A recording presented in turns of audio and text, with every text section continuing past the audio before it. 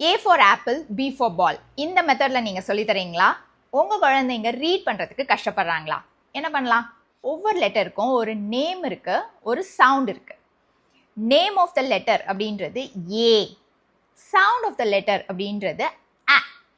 Apple சொல்லி பாருங்க, உங்களுக்கு ஃபர்ஸ்ட் சவுண்ட் என்ன கேட்குது? ஏ கேட்குதா இல்லை ஆ கேட்குதா? இந்த வேர்டு எடுத்துக்கலாம். இந்த வேர்டை நேம்ஸ் வச்சு நீங்கள் ட்ரை பண்ணுங்க. CAT, CAT இப்படி தான் படிக்க முடியும். அதே சவுண்ட்ஸ் வச்சு நீங்கள் ட்ரை பண்ணுங்க.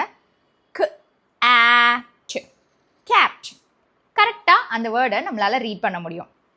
A for apple, B for ball, C for cat. இந்த மெத்தடில் சொல்லி தரும்போது குழந்தைங்க அந்த வேர்ட்ஸை மெமரைஸ் தான் பண்ணுறாங்க. எந்த ஒரு நியூ வேர்ட் நீங்கள் கொடுத்தாலும் அவங்களால ரீட் பண்ண முடியாது. அப்போ என்ன பண்ணணும்? சவுண்ட்ஸை சொல்லித்தாங்க. ஒரு 6 சவுண்ட் நீங்கள் சொல்லி கொடுத்தாலே அவங்க 20 to 25 நியூ வேர்ட்ஸ் அவங்களால ஓனாகவே அவங்களால ரீட் பண்ண முடியும். A for apple ஓகே தான், பட் ஆனால் A says a இதுதான் மோர் பவர்ஃபுல்.